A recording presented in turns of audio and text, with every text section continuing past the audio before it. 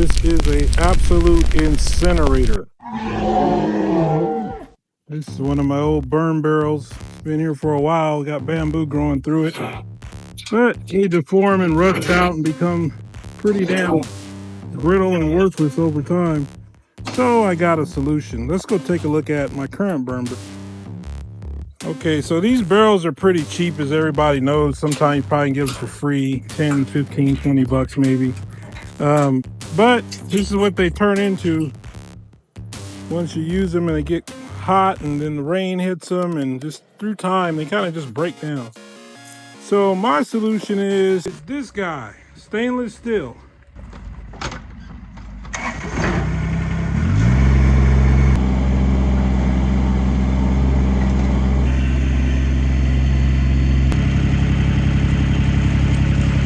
So what I'm going to do is I'm going to cut out the top of this and the other side, or this is the bottom, but cut out the top and bottom of this. Then I'm going to make a support with the grate. Just using, this is a part from an old double wide trailer I tore down years ago. And this is a grate that I have from who knows what. And I'm going to fabricate all that into a raised platform that this barrel can slip on and off for easy cleaning and maintenance. So that's the plan. Let's see how it works out in actuality. All right, so I'm gonna cut off a little bit wider than the barrel. So I'm gonna go about 3 feet sections, 2 of these to make the base. And then I'm gonna mix that grate into the base. Then some way of holding the barrel up and keeping it centered as it burns. Because sometimes with the loose barrels, if I put in something too heavy or lopsided, the barrel wants to fall over. So I want something a little heavy and a little sturdy of a base for the stainless steel barrel.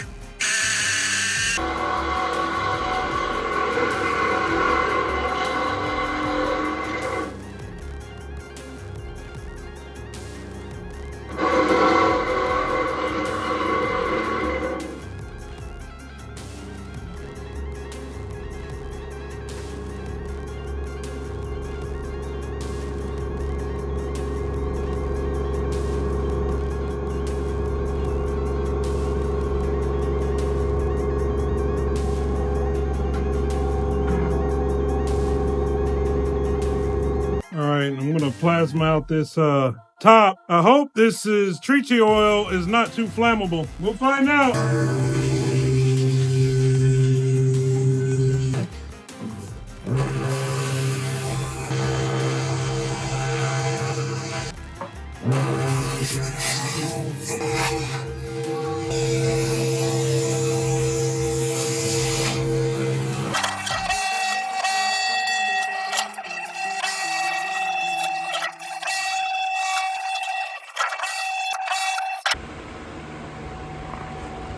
Gotta burn off the tea tree oil that's in there.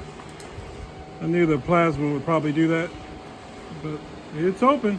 I'm gonna harvest some leg off of this here. See how that goes.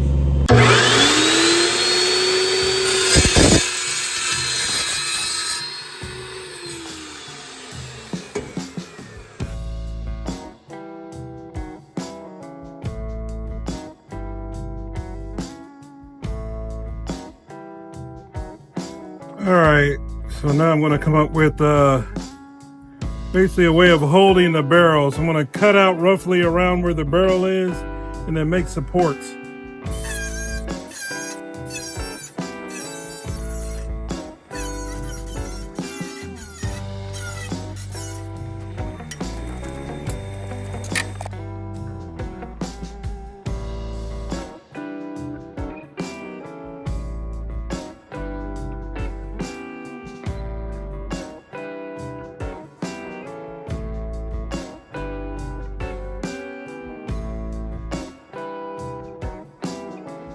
All right, so this is El Scorcho. First I was gonna call it Scorchy, but I like El Scorcho better. So El Scorcho, this is the design I came up with to kind of give the barrel a little bit of a lock onto this, so when you're putting in branches and things, it doesn't just, you know, tip over. So this, see that? It locks the barrel in just a little bit, at least that direction. See, I want to probably put a little tab in there to kind of catch it, to make it not want to, you know, come forward unless you pull it straight up. So that's how she looks so far. Got the grate on the bottom, nice heavy stand so it supports it, and stainless steel so it doesn't just disintegrate. Let's see how it works. All right, so I put a little tab on the back of that post, and the way the drum is cut, that there's a part where it gets skinnier on the rim right here that'll allow it to come out. But once you turn it past that part, it locks the barrel on. So right here I can still remove it, right? If I put it down and then turn it, and now it gets to the thicker part, and it makes it harder to get it off the edge there. So that's my lock, which holds the barrel in place. So that way when you load up branches and stuff, it don't just tip them. See that? Bit on there, it locks the barrel on the stand. But yet still easily removable. Awesome. All right, so stainless steel, as you probably know, is very hard to cut. So I'm gonna see if I can get the plasma to help me out, but I need a template to get the holes pretty. And I don't think these holes up here are entirely necessary because I don't have a second barrel to really cause a secondary burn, but I think it looks cool and it might do something. We'll see. Now let's get a hole cut in here using the plasma. All right, so the cut isn't as clean as the hole saw, but it's not bad, you know? So, you know, clean that up a little bit. It's not too bad, it's passable. So this was done with the hole saw. As you can see, it's cleaner, but I mean, it's just a burn barrel. So, yeah, let's get it. All right, so there El Scorcho sits. Those flame cutouts I made in the bottom were not really for airflow since the bottom's empty. It's for lighting, to make it easier to light it. So this is its maiden burn. It's got some debris in there and some twigs, and let's see how it goes up. Now, of course, I'll get more stuff to add in there in a minute, but it should look pretty once it gets flowing. It should burn real thoroughly and real hot. So we'll check back here in a minute. This thing is an absolute incinerator. It is just an absolute incinerator. Spray some black spray paint on it around the where the flame cutouts are and stuff. Just goofing around and it turned white.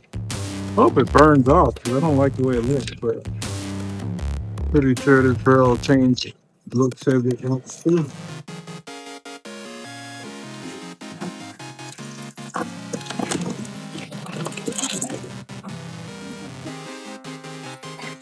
Crazy.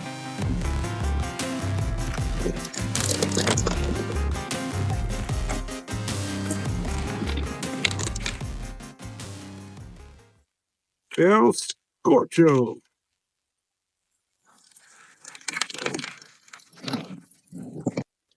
So I can definitely smell the tea tree oil burning off.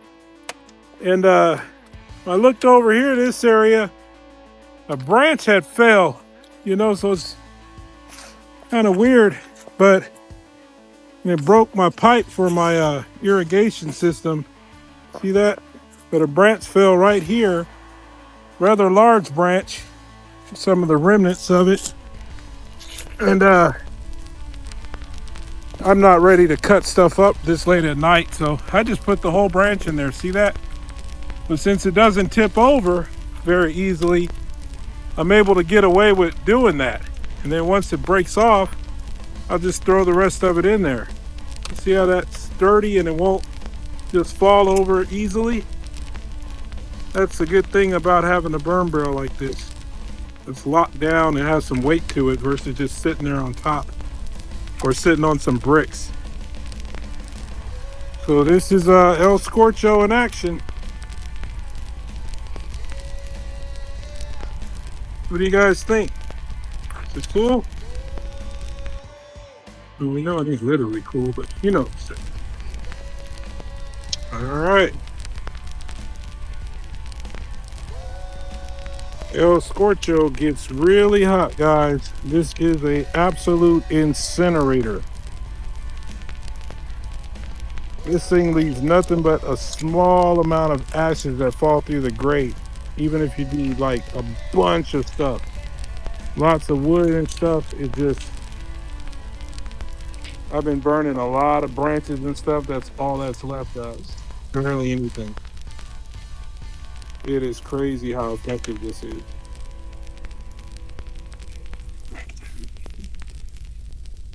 El Scorcho strikes again.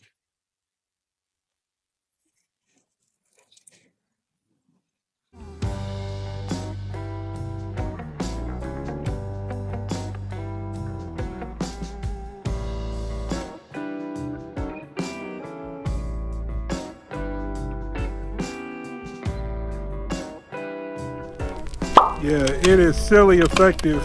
It is eating stuff up crazy. You can see it's actually starting to glow red. It's so hot right there. But that shouldn't really be a challenge to stainless steel. It's pretty bad for regular steel though. That fatigues it big time is the temperature going up and down, up and down, up and down. It just breaks down the metal. So we'll see how good this thing lasts. I'll do a follow-up video in the future after quite a few burns to see if it gets disfigured, warped, or anything else. But hopefully it stays good for a long time, maybe a lifetime. I don't know.